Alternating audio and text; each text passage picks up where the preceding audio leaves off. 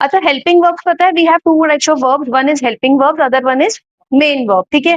For example if I am saying she is swimming, अब swimming is main verb and is क्या है, helping verb, ठीक है। Similarly if I say he can pick this box, pick क्या है, main verb, because you can, that's the main action की pick करना box को, ही कैन पिक इट, तो कैन क्या है, हेल्पिंग वर्ब। एंड ऐसे कुछ particular helping verbs are modals, जिनको हम ऑक्सिलियरी वर्ब भी बोलते हैं। और अभी जैसे आपका डाउट था ऑक्सिलियरी वर्ड का मीनिंग क्या होता है, auxiliary means helping.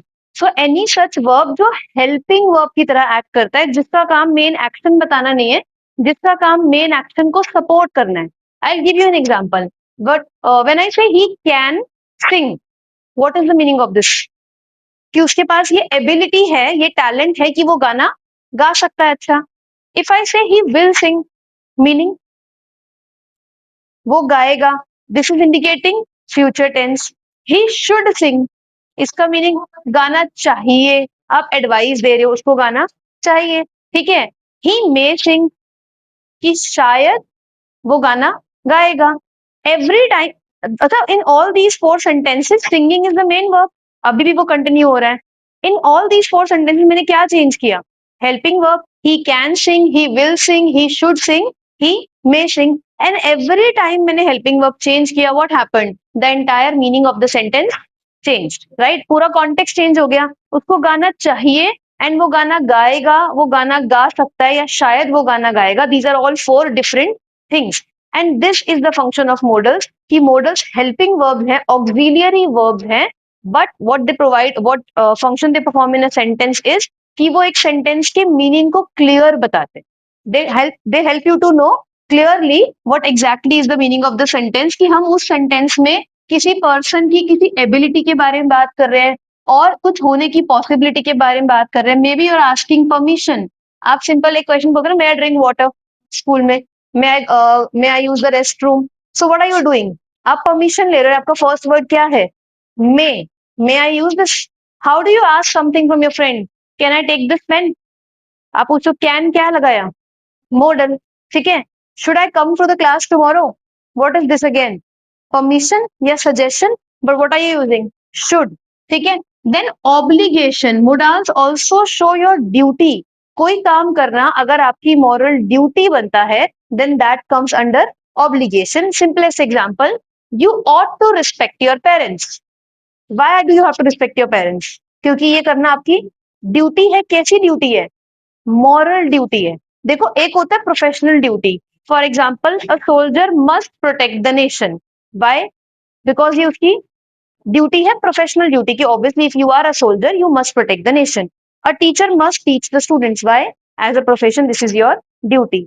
But obligation is moral duty in the sense कि if I am saying you ought to respect your parents, अब ये आपकी प्रोफेशनल ड्यूटी थोड़ी है, और ना ही कुछ ऐसा है कि if you will not respect your parents वो पनिशमेंट मिलेगी, ऐसा भी कुछ नहीं है। It is just your moral duty कि as a citizen, as a good human being आपकी ये ड्यूटी बनती है, आपका फर्ज बनता है that you must respect your parents, तो वो ऑब्लिगेशन में आ गया। Then probability of something happening, probability is again possibility only, कि chances, it may rain tomorrow, क्या है ऐसा होने के चांसेस हैं कि शायद कल बारिश हो सकती है। The match might be cancelled due to rain, कि शायद मैच कैंसिल हो जाए। India may win the world cup this time, chances हैं कि ऐसा हो सकता है। और another any kind of duty, जैसे ये प्रोफेशनल ड्यूटी वाली चीज हो गई। एंड इसके अलावा भी बहुत सारे यूज होते हैं जो वन बाय वन हम कवर करेंगे, ठीक है। उससे पहले one thing to know about modals is, कि किसी भी सेंटेंस में मॉडल्स कभी भी ना अकेले नहीं आते। इसका मीनिंग क्या है, एग्जाम्पल के लिए अगर यहाँ पे लिखा है ही शुड, तो आगे हमेशा मेन वर्ब होगा ही होगा। Think of a sentence, can you give me a sentence जहां पे कोई मॉडल आ रहा है, कैन या शुड आ रहा है, बट आगे कोई मेन वर्ब नहीं आ रहा, ऐसा कोई सेंटेंस है, कैन आए, कुछ भी बोलोगे तो, but no, I give you an example why this is relevant. For example if you are asking can I, तो कुछ तो आगे बोलोगे, can I come, can I move in, can I read this book, ठीक है। Let's say if I am saying something, नहीं नहीं, in general I can lift, तो कैन क्या क्या लगाया है, लिफ्ट, लिफ्ट क्या है, main verb. That's the first rule, कि modals are always accompanied by a main verb. अगर किसी भी सेंटेंस में एक मॉडल आ रहा है तो साथ में ऑलवेज मेन वर्ब फॉलो होगा ही होगा। There can not exist a sentence जहां मॉडल है और आगे मेन वर्ब नहीं है। एंड आई गिव यू, जो आपने एग्जांपल बोला कि सिंपली अगर मैंने पूछा कैन आई मीन व्हाट, कि क्या मैं कर सकता हूँ, ये किस रिस्पेक्ट में बोल रहे हो? कुछ तो कॉन्वर्सेशन चल रही होगी ना पहले, कहीं तो कोई एक एक्शन की बात हो रही होगी कि आपने पूछा कैन आई व्हाट, कुछ तो आगे क्वेश्चन होगा ही होगा। So there is always a verb present, though it may be hidden in the sentence or may not be, but verb होगा ही होगा, that's it. Because what are you asking then? Should I what? There needs to be a main verb to complete it, ठीक है। So ये modals का first rule है that modals never stand alone and are always accompanied by a main verb. Example, he should work hard, इसमें should क्या है? It's a model कि उसको बहुत मेहनत करनी चाहिए, और क्या करना चाहिए? वर्क करना चाहिए। सो वर्क क्या है आपका? Main verb. Similarly, I can lift this box, can is showing my ability, ये मॉडल है। और कर क्या सकता हूं मैं? लिफ्ट कर सकता हूं, I can pick this up. So ये पिक क्या है? मेन वर्ब, ठीक है। That's the very first rule. Second most important is, and this mistake you can not make, और आपने अगेन देखा भी होगा सेंटेंसेस में, whenever there is a modal, उसके नेक्स्ट जो मेन वर्ब आता है that will always be in the first form. एक रूल याद है वी डिड कि डू, डज या डिड के साथ हमेशा क्या आता है? वर्ब की फर्स्ट फॉर्म आती है। We did this thing. Similarly this rule also applies to modals, कि अगर आप can, may, must, should, whatever modal you are using, always first form. She may have आ गया ना फिर, तो हैव के साथ वो तो पास्ट परफेक्ट टेंस में चला गया। राइट आफ्टर मॉडल अगर कोई वर्ब आ रहा है, main verb, that will always be in first form. You can even think of a sentence, sentence है ही नहीं ऐसा कुछ भी। फॉर एग्जाम्पल, यहाँ लिखा है she may left the class, is it correct? No, she may leave, left तो उसकी सेकंड फॉर्म है ना, and modals always take only first form. So she may leave the class is correct, she may left the class कुछ नहीं होता। Similarly, Rohit might drinking, might के साथ verb की आईएनजी फॉर्म लगा दी, it's wrong. Rohit might drink the juice, drink is which form? Verb की first form. Second rule, ठीक है, कि कभी भी आप मॉडल्स यूज कर रहे हो, ऑलवेज वर्ब की first form. Now you had a doubt कि what about a sentence she may have left the room, ये करेक्ट है, यहां भी मॉडल आया है मे, फिर कैसे लेफ्ट आ गया? बिकॉज अभी आपने अपना आंसर खुद ही दे दिया, sentence is she may have left. अब आप खुद सोचो, she may have left, what is this? Modal, ठीक है, helping verb, and this is your main verb. Are they right next to each other, is there a word between them? There is a helping verb between them. अगर बीच में एक और helping verb है तो ये रूल अप्लाई नहीं होता, then the verb can be in different form, but this rule applies only when the main verb is right after the modal, then उस केस में। क्लियर ये चीज? हैव बीन जैसे है तो देयर टू वर्ड्स। हाँ जी, तो हाँ एक ही, ऑलवेज दो कैसे हो सकते हैं? This is actually a helping verb, ये भी हेल्पिंग वर्ब है, बट इसको हम मेन हेल्पिंग वर्ब कैटेगरी में काउंट नहीं करते, दीज आर डिफरेंट। ये मीनिंग चेंज कर रहे हैं। ये वाले जो हेल्पिंग वर्ब, जो आप नॉर्मल हेल्पिंग वर्ब करते हो ना, is, am, are, has, have, वो टेंस डिनोट करते हैं कि एक्शन हुआ कब था। मे, मस्ट, कैन को टेंसेस नहीं बता रहे, they are telling you probability, possibility, ability, permission, they telling the use of that sentence, कि what is the exact meaning, वो मीनिंग के साथ जा रहे हैं। क्लियर? ठीक है, मूविंग ऑन, नेक्स्ट देखना।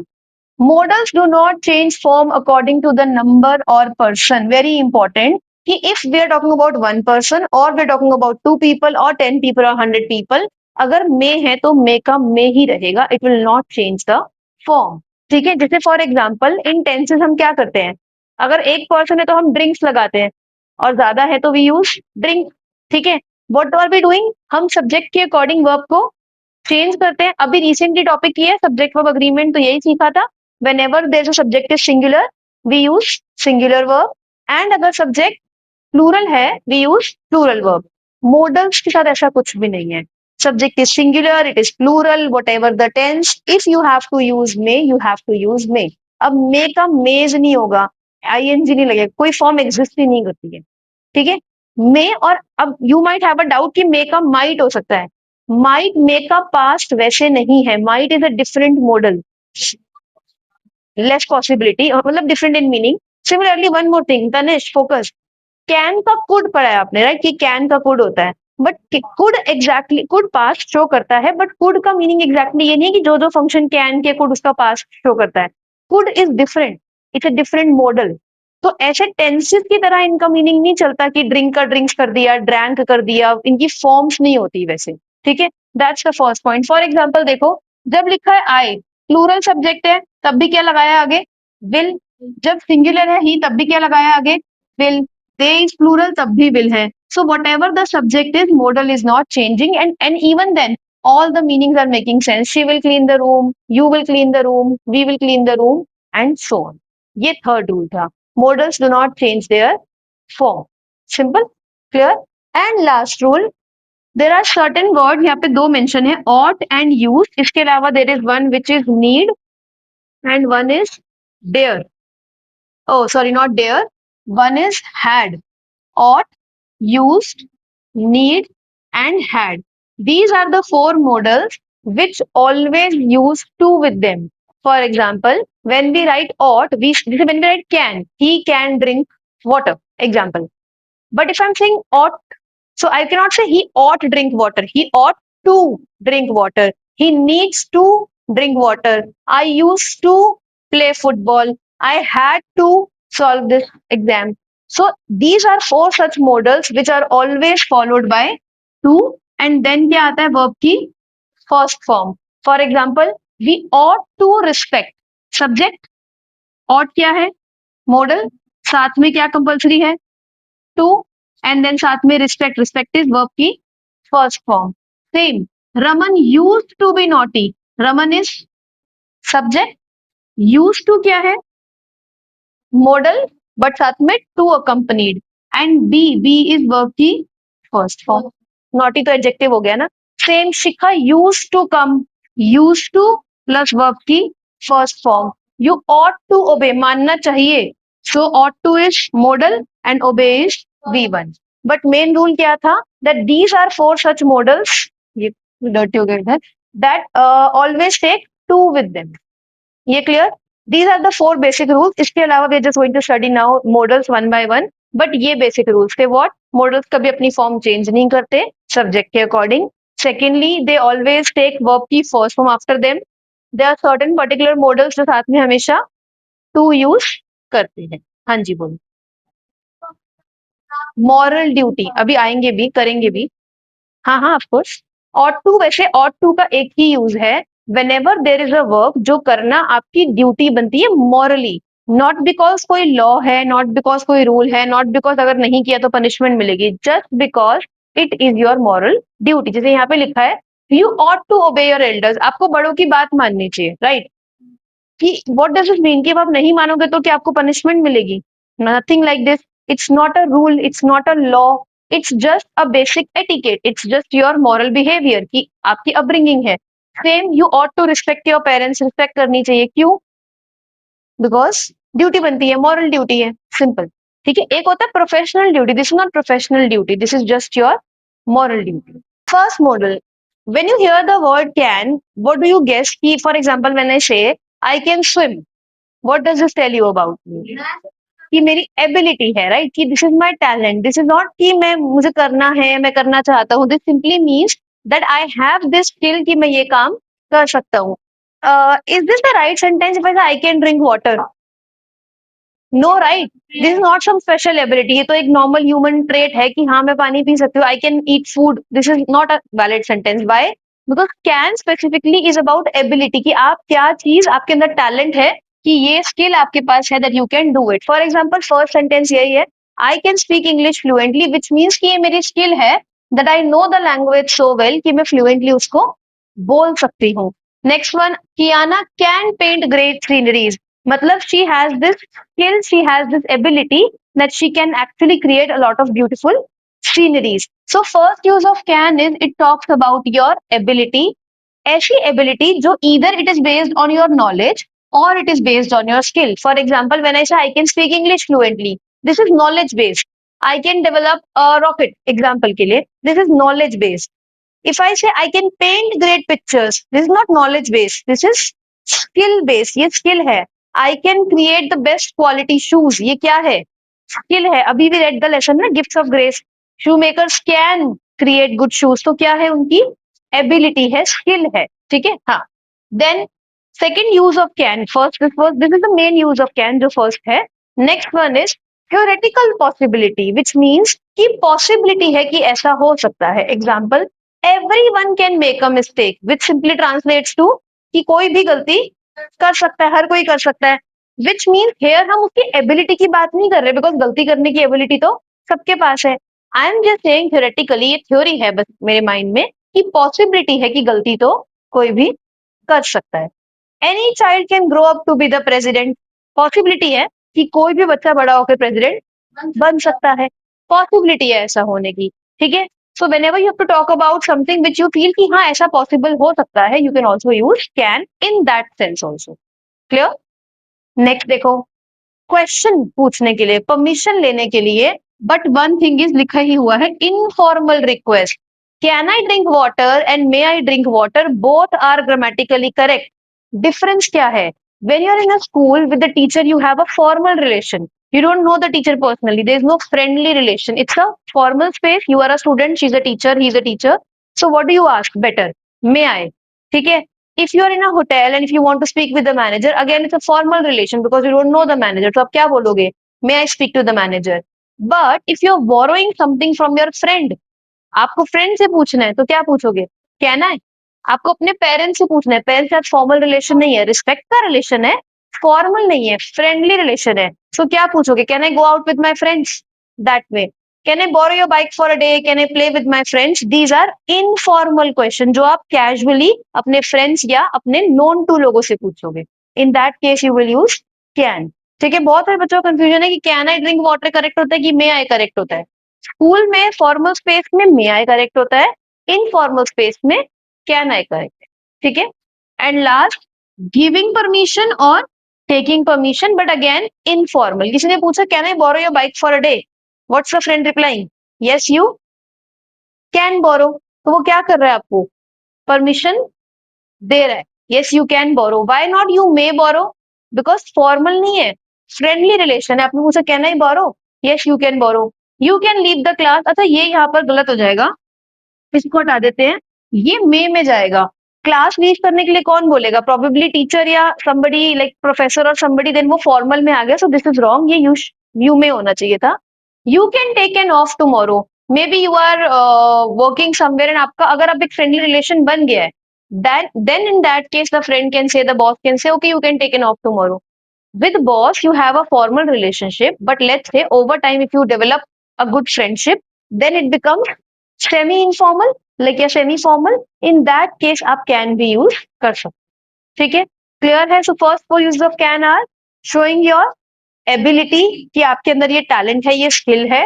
सेकेंड इज पॉसिबिलिटी, कुछ भी होने के चांसेस है, ठीक है। The world can end one day, possibility है कि हो सकता है, ठीक है।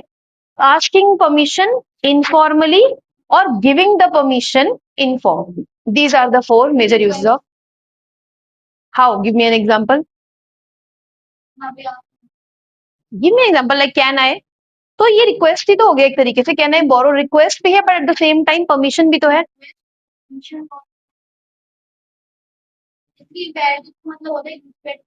ऑर्डर, बट ऑर्डर में कैन नहीं आएगा, शैल आएगा, you shall leave the class, order, they shall be executed. हाँ, तो मस्ट या शैल वो वर्ड है, कैन नहीं आता इन शॉर्ट ऑर्डर में, अभी भी वो भी यूज आएगा बट कैन नहीं आएगा ऑर्डर में। कैन से आप क्या बोलोगे? यू कैन डू दिस, ये ऑर्डर थोड़ी हुआ, ये तो यू आर टेलिंग कि आप कर सकते हो। You should, order is also not should, should is तुम्हें करना चाहिए। वी आर डूइंग इट अभी वन बाय वन, पहले ये क्लियर, ठीक है। अच्छा, आगे देखना नेक्स्ट, कुड। अच्छा मुझे एक चीज बताओ, you have heard could before as well, what could be the possible meaning of could without reading from here? Like when I say, could I borrow your pen? How is this different from can I borrow your pen? क्या difference आया tone में when I say can I borrow your pen and could I? Exactly. Could is more polite. Could ज्यादा काम and ज्यादा friendly and ज्यादा like sophisticated sound करता है, ठीक है। एंड सी दैट्स द, यहाँ पे फर्स्ट चीज लिखी भी हुई है, पोलाइट या फॉर्मल रिक्वेस्ट, ठीक है। Again if you are in a formal space, तो one word is may, second word is could as well. Could I borrow this? Could I take this with me? Like for example, let's say you're in a bank and you're talking to the manager or somebody, so could would be more appropriate, not can, क्योंकि friendly relation तो है ही नहीं. But इतना भी formal नहीं है कि आप may बोलो. So in those kind of spaces, could is the more appropriate word. ठीक है, जहाँ एक semi formal relation होता है. First use, could I borrow your book? Could I speak with the authority? These are again either giving or these are both actually taking permission. उल्टा भी हो सकता है, yes you could borrow the book और yes you could speak to the authorities, that is giving the permission. Then same, could I talk to Mr. Sharma? अब आप क्या कर रहे हो, रिक्वेस्टिंग कि क्या मैं बात कर सकता हूँ. Could you turn down the volume? Again it's a polite request कि क्या आप प्लीज थोड़ा वॉल्यूम कम कर सकते हो. पोलाइटली बोल रहे हो ना, that way that's why could use कर रहे हो, not can. It's not can you turn down the volume, ये तो फ्रेंड को बोल रहे हो. बट इट्स लाइक पोलाइटली बोलना है, बहुत फॉर्मली प्यार से बोलना है. So could is appropriate. Could you turn down the volume? Could you hand me over the papers? That. ठीक है. Let's if you are shouting and angry at somebody, तो क्या बोलोगे? Can't you turn down the volume? वहां पे can use किया ना, मतलब कैन नॉट, कैन यूज किया बिकॉज इनफॉर्मल रिलेशन था, तभी तो आप डांट के बोल पा रहे हो. But if it's a formal space, तो आप तब तो नहीं बोलोगे ना ऐसा, तब पोलाइटली बोलोगे could you turn down the volume, it's bothering, any that way. ठीक है. अच्छा, सबसे इंपॉर्टेंट चीज, like can shows your ability in the present, what you can do, क्या आप कर सकते हो. Could shows your ability in the past, कि आप ये कर सकते थे. I could speak French 5 years ago, which means you are telling कि मेरे पास ये एबिलिटी थी, 5 साल पहले मैं फ्रेंच बोल सकता था या बोल सकती थी, विच मीन्स कि probably I cannot do it right now. So could shows any ability resulting from either your physical power or your capacity or from knowledge or from skill, but in the past. She could read when she was 3. ये उसकी knowledge based ability है कि जब वो 3 साल की थी तब से वो अच्छे से पढ़ सकती थी. आई could not come yesterday, my past action, कल मैं नहीं आ पाया. नॉट नॉट कि मैं आया नहीं, आ नहीं पाया. These are different. One thing is you are absent to the class because आप आए नहीं, बस अपनी मर्जी से. One thing is you wanted to come, but because of some obstacle आप आ नहीं पाए. So then what will you say? I could not come yesterday. आप ये नहीं बोलोगे I didn't come yesterday. I could not, which means कि मैं आ नहीं पाया, एबिलिटी नहीं थी आने की. Maybe some kind of obstacle you face, maybe there was no vehicle, maybe there was nobody at home, some reason, so you say मैं आ नहीं पाया. And let's say everything was fine, but आप आए नहीं, तो then what will you say? I just didn't come yesterday. ये difference clear? It shows your ability in the past, कि पहले ये चीज कर सकते थे, या नेगेटिव एबिलिटी मतलब नहीं कर सकते थे. बोथ, अगर कुड है तो कर सकते थे, कुड नॉट है तो नहीं कर सकते थे. क्लियर यहाँ तक? अच्छा, नेक्स्ट देखना, सजेशन. सजेशन में हम वैसे शुड यूज करते हैं आइडियली, कि यू शुड डू दिस, तुम्हें ऐसा करना चाहिए. बट अगर आप बहुत पोलाइटली सजेस्ट कर रहे हो किसी को, जहाँ पे एक फॉर्मल सा रिलेशन है, और आप बहुत प्यार से, बहुत पोलाइटली, ताकि वो सामने वाले पर्सन को ऑफेंड ना करे या रूड ना लगे या ऐसा ना लगे दैट आप प्रिवेसी में या मतलब लाइफ में इंट्रूड कर रहे हो. सो इन अ वेरी पोलाइट सेंस, अगर आपको किसी को एडवाइस देनी है, देन आप क्या यूज करते हो?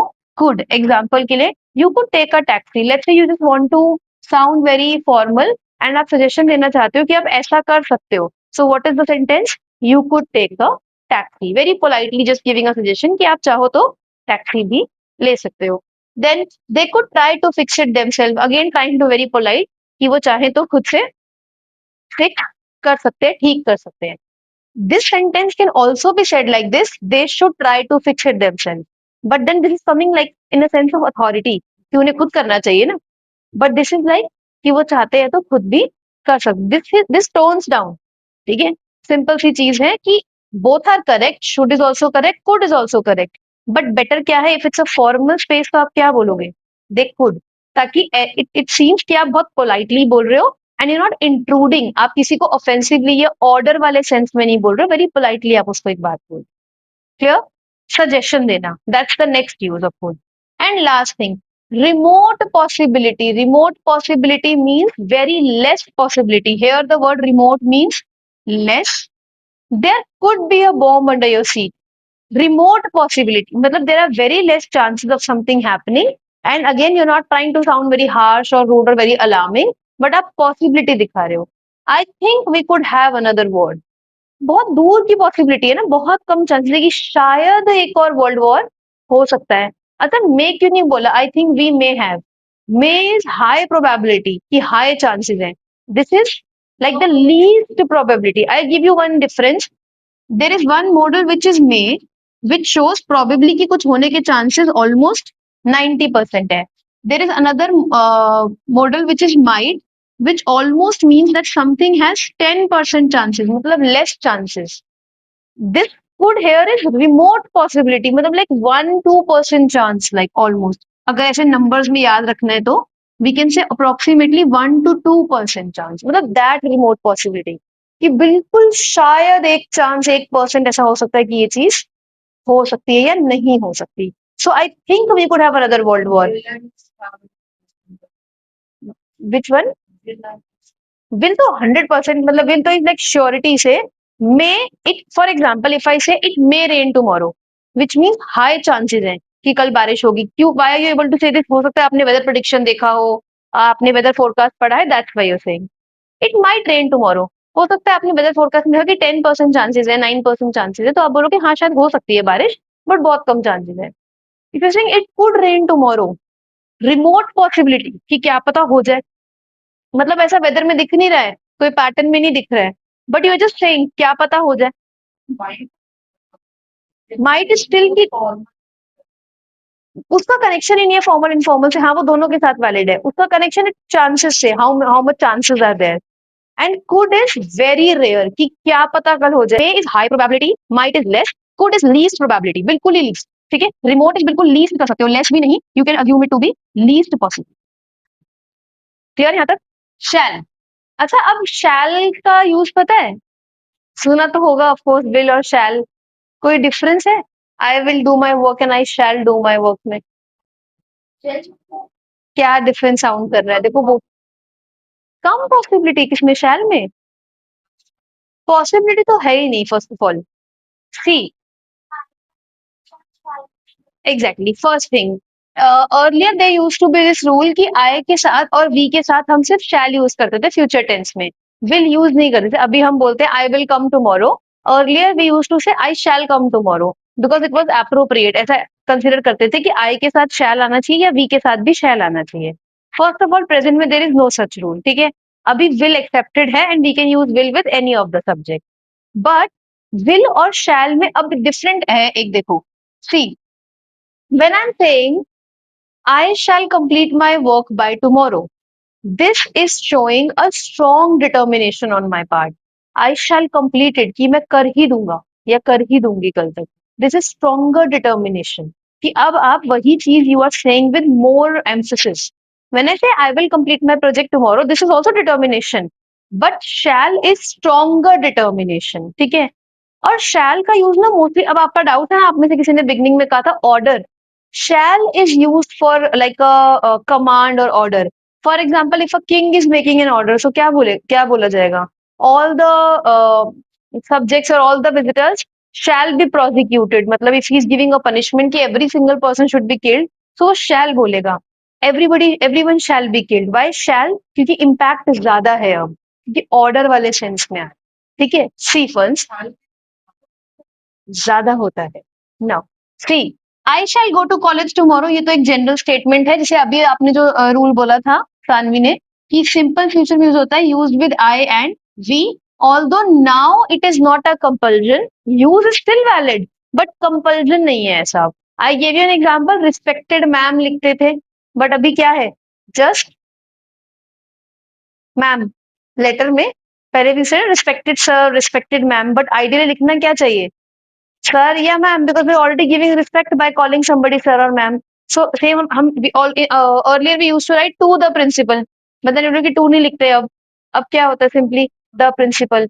Same here also. Even if you're writing I shall go to college tomorrow, it is correct. But nowadays हम better क्या use करते हैं? I will. आप भी ऐसे बोलते हो ना, I will not come tomorrow और I will come tomorrow. I shall तो नहीं बोलते हो. ठीक है, ये तो simplest use था. अब मेजर स्टार्टिंग फ्रॉम है, पहले ये वाला यूज देखो. As a command, you shall leave the room at once. This is coming in a serious tone. कि अभी के अभी रूम से बाहर निकलो, जाओ। ऑर्डर वाले सेंस में आ रहा है, you are ordering somebody you shall leave at once, he shall be punished for this crime, ये कहां से आ रहा है? Said by somebody from a position of authority, कोई सीनियर पोजीशन पे है, and that person is saying as a command he shall be punished for this crime, मतलब इट्स सीरियस थिंग, कि सीरियसली कमांड किए कि इसको पनिशमेंट अब मिलेगी ही मिलेगी। दैट इज वन थिंग, ठीक है। स्टॉप राइटिंग, लिख लेना अभी, I am going to give you the time, सुन लो पहले अब। अगर मीनिंग ही नहीं समझा तो then what's the point? Shall I carry the books for you, ये क्या है अब यहाँ पे? What are you saying, like what are you implying? Offering to help. Shall I carry this for you, shall I get you some T?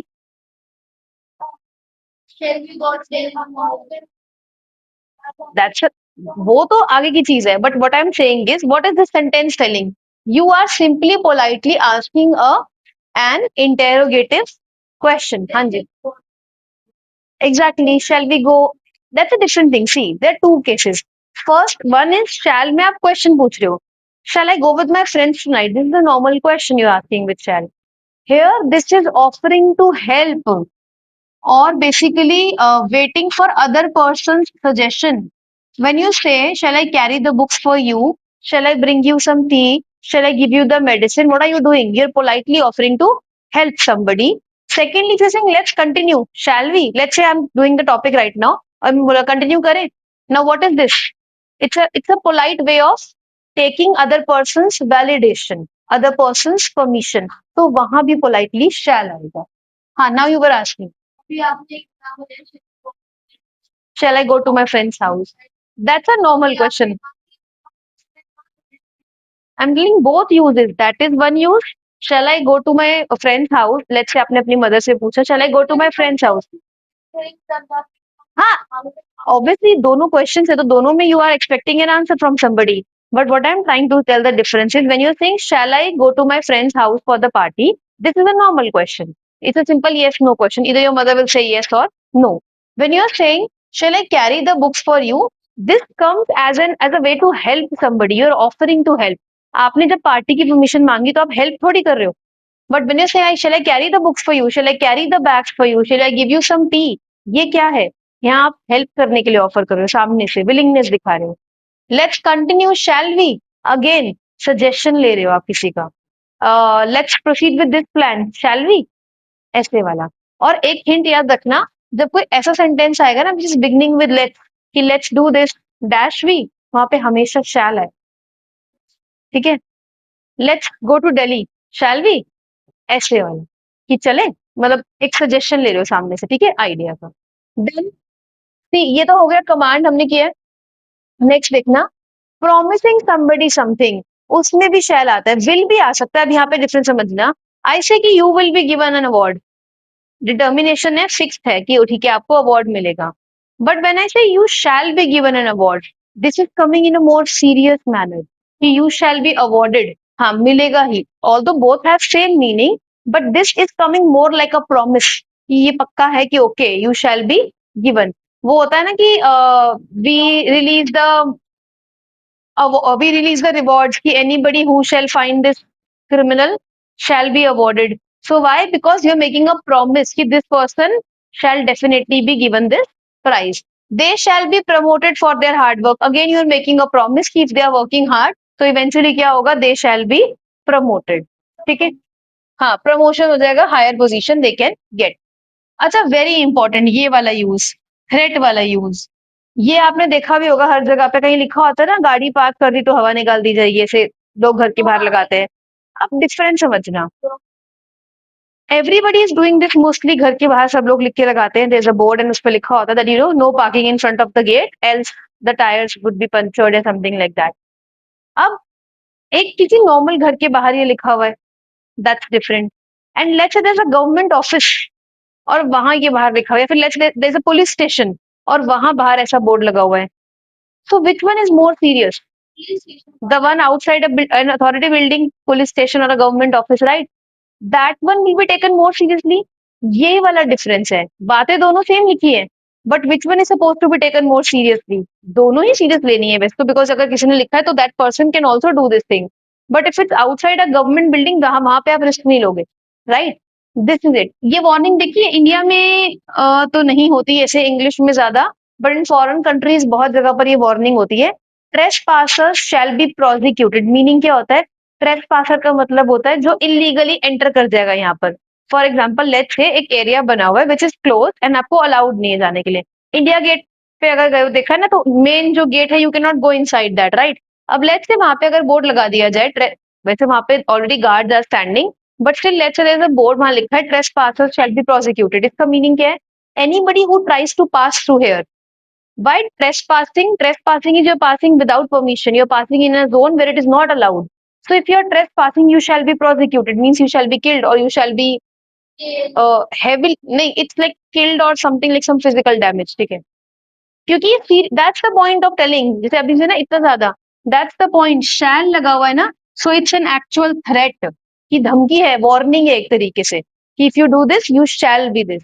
For example आपको school में बोला जा रहा है कि पनिशमेंट मिलेगी आपको, आप बातें कर रहे हो क्लास में, तो वो तो एक नॉर्मल पनिशमेंट मिल जाएगी, मैक्स टू मैक्स क्या मैम क्लास से बाहर खड़ा कर देंगे या she'll give you some extra homework और this thing.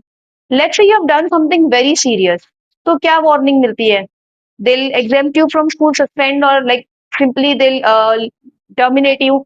So you shall be terminated, क्योंकि अब वो सीरियस वार्निंग हो गई, थ्रेट हो गया सिंपली कि if you repeat this mistake you shall be fired job से, correct?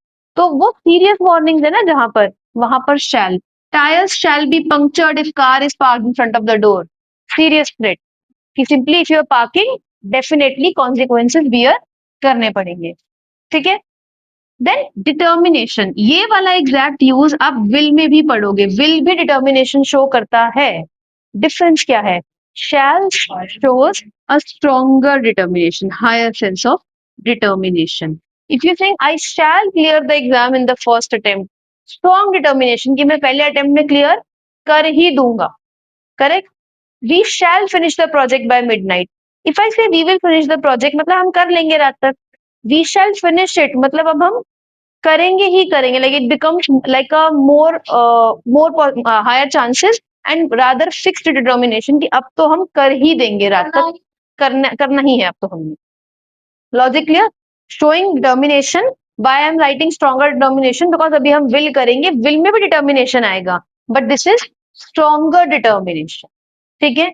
And one last thing, अभी जो आपने बोला करना ही पड़ेगा, compulsion, you shall be here for the meeting, order है, कंपल्जन है कि आपको आना ही पड़ेगा। आई give you an example, let's say आप एग्जाम देने जा रहे हो, बोर्ड एग्जाम, अब वहां पे अकॉर्डिंग रोल नंबर आपके रूम्स होंगे, और let's say there is a rule in board exam, मान लेते हैं कि देयर इज अ रूल कि before exam everybody has to assemble in a hall first for 5 minutes, they will give you some kind of like instructions. अब वहां पे एक instruction लिखा हुआ है all the students shall assemble in the meeting hall. अब क्या आपकी मर्जी है कि आप वहां नहीं जाओगे? कंपल्सरी है ना कि जाना ही पड़ेगा। अगर कल आपका एग्जाम है तो अपनी मर्जी से आप स्किप तो नहीं करोगे, कंपल्जन है कि आपको जाना ही है।